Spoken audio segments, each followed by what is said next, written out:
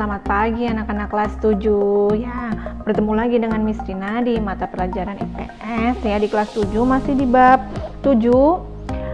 Di bab kemarin terakhir kita membahas mengenai macam-macam kebutuhan dan faktor-faktor yang mempengaruhi kenapa sih kebutuhan itu beraneka ragam. Nah, kita sudah membahasnya kemarin ya, dan untuk pertemuan kali ini kita akan membahas mengenai alat pemuas kebutuhan. Apa sih alat pemuas kebutuhan? Alat pemuas kebutuhan itu bisa berupa benda, bisa berupa jasa ya. Jadi bisa berwujud seperti benda apapun ya, barang-barang itu alat pemuas kebutuhan, dan juga bisa berupa jasa. Jasa itu pelayanan ya. Nah, kita akan membahas itu.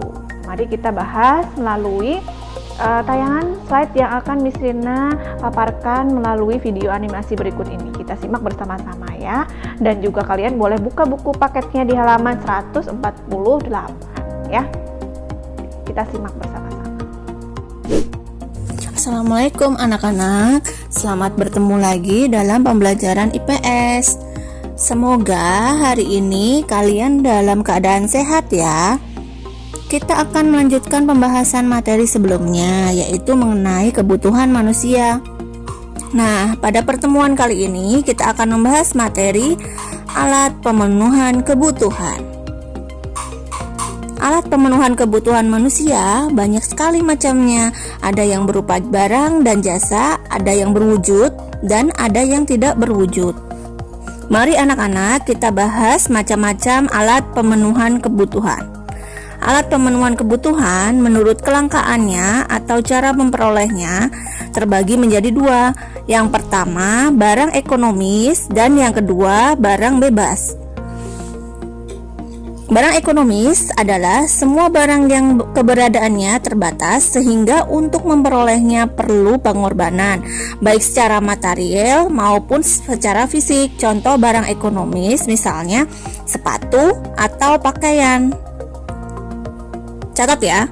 Sementara barang bebas adalah barang yang jumlahnya banyak sehingga untuk memperolehnya tidak memerlukan pengorbanan. Contohnya sinar matahari, udara, ataupun air.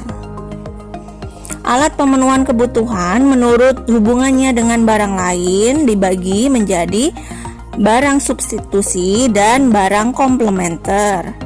Barang substitusi adalah barang yang dalam penggunaannya dapat saling menggantikan dengan barang lain dengan syarat barang tersebut memiliki kegunaan yang sama. Contohnya, nasi bisa digantikan fungsinya dengan singkong, atau gula merah bisa diganti dengan gula putih. Sementara barang komplementer adalah barang yang penggunaannya dapat saling melengkapi satu sama lain. Contohnya, motor tidak akan jalan kalau tidak ada bensin, atau kompor tidak akan menyala kalau tidak ada gas. Selanjutnya, alat pemenuhan kebutuhan menurut tujuan penggunaannya terbagi menjadi barang produksi dan barang konsumsi. Yang pertama, barang produksi disebut juga barang modal karena barang ini tidak dapat memenuhi kebutuhan manusia tetapi melalui proses terlebih dahulu baru dapat digunakan. Contohnya barang modal antara lain lahan, mesin, dan gedung. Sementara barang konsumsi adalah barang yang dapat digunakan secara langsung untuk memenuhi kebutuhan manusia. Contoh barang konsumsi antara lain buku dan alat tulis yang kalian butuhkan untuk belajar. Dan yang terakhir, alat pemenuhan kebutuhan menurut proses pembuatannya terbagi menjadi tiga. Pertama, barang mentah, yang kedua barang setengah jadi, dan yang ketiga barang jadi. Barang mentah adalah barang yang belum dapat digunakan untuk memenuhi kebutuhan, tetapi harus melalui proses produksi terlebih dahulu. Contoh barang mentah antara lain padi atau kayu. Barang setengah jadi yaitu barang atau alat pemenuhan kebutuhan yang masih dalam proses produksi. Contohnya benang sebelum dibuat menjadi kain dan tepung sebelum dibuat menjadi kue. Sementara barang jadi adalah barang atau alat pemenuhan kebutuhan yang dapat langsung digunakan untuk memenuhi kebutuhan. Contohnya, nasi, pakaian, ataupun kue. Nah, anak-anak, ternyata alat pemenuhan kebutuhan manusia itu bermacam-macam ya. Semoga dengan pembahasan materi ini kita dapat memahaminya. Nah, anak-anak, sampai di sini dulu materi kali ini tentang alat pemenuhan kebutuhan. Subscribe ya. Sampai jumpa di materi selanjutnya. Nah, setelah kalian menyimak tayangan video animasi tadi mengenai macam-macam alat pemuas kebutuhan, gimana, sudah paham ya? Nah, jika sudah paham, Miss Nina akan memberikan tugas. Tugasnya coba kalian buka halaman 150. Di situ ada latihan 7.2.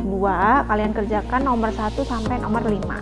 Kerjakan di buku tulis, lalu kirim foto jawabannya ke WhatsApp Miss Rina. Miss Rina tunggu hari ini sampai jam 3 sore ya.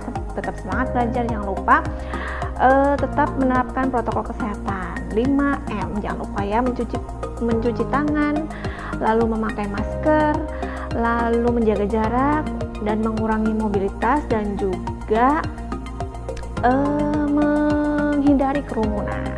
Jangan lupa 5M ya. Oke, misalnya akhiri, wabillahi taufik wal hidayah. Wassalamualaikum warahmatullahi wabarakatuh. Terima kasih. Dah.